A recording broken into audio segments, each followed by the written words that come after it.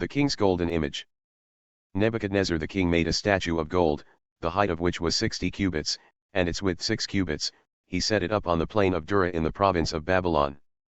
Nebuchadnezzar the king also sent word to assemble the satraps, the prefects, and the governors, the counselors, the chief treasurers, the judges, the magistrates, and all the administrators of the provinces to come to the dedication of the statue that Nebuchadnezzar the king had set up. Then the satraps, the prefects, and the governors, the counselors, the chief treasurers, the judges, the magistrates, and all the administrators of the provinces were assembled for the dedication of the statue that Nebuchadnezzar the king had set up, and they stood before the statue that Nebuchadnezzar had set up.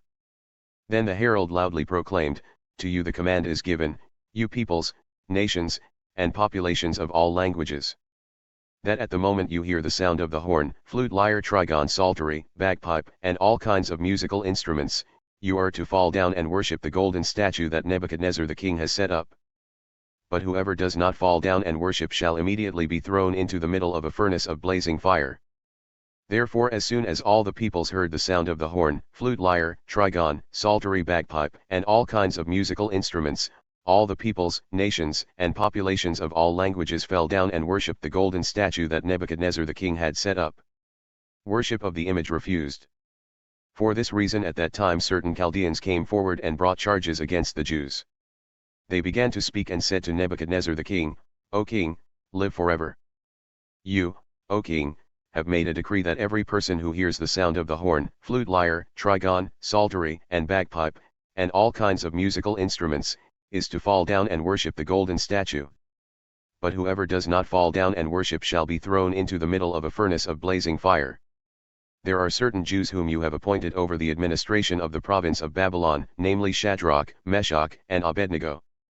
These men, O king, have disregarded you, they do not serve your gods, nor do they worship the golden statue which you have set up." Then Nebuchadnezzar in rage and anger gave orders to bring Shadrach, Meshach, and Abednego. Then these men were brought before the king. Nebuchadnezzar began speaking and said to them, "Is it true, Shadrach, Meshach, and Abednego, that you do not serve my gods, nor worship the golden statue that I have set up? Now if you are ready, at the moment you hear the sound of the horn, flute, lyre, trigon, psaltery, and bagpipe, and all kinds of musical instruments, to fall down and worship the statue that I have made, very well. But if you do not worship, you will immediately be thrown into the midst of a furnace of blazing fire, and what God is there who can rescue you from my hands?" Shadrach, Meshach, and Abednego replied to the king, "Nebuchadnezzar, we are not in need of an answer to give you concerning this matter. If it be so, our God whom we serve is able to rescue us from the furnace of blazing fire, and he will rescue us from your hand, O king. But even if he does not, let it be known to you, O king, that we are not going to serve your gods nor worship the golden statue that you have set up." Daniel's friends protected. Then Nebuchadnezzar was filled with wrath, and his facial expression was changed toward Shadrach, Meshach, and Abednego. He answered by giving orders to heat the furnace 7 times more than it was usually heated. And he ordered certain valiant warriors who were in his army to tie up Shadrach, Meshach, and Abednego in order to throw them into the furnace of blazing fire. Then these men were tied up in their trousers, their coats, their caps, and their other clothes, and were thrown into the middle of the furnace of blazing fire. For this reason, because the king's command was harsh and the furnace had been made extremely hot, the flame of the fire killed those men who took up Shadrach, Meshach, and Abednego.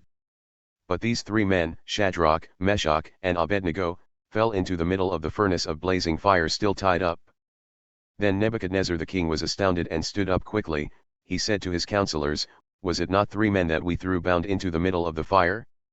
They replied to the king, "Absolutely, O king." He responded, "Look. I see 4 men untied and walking about in the middle of the fire unharmed, and the appearance of the 4th is like a son of the gods." Then Nebuchadnezzar came near to the door of the furnace of blazing fire. He said, "Shadrach, Meshach, and Abednego, come out, you servants of the Most High God, and come here." Then Shadrach, Meshach, and Abednego came out of the middle of the fire.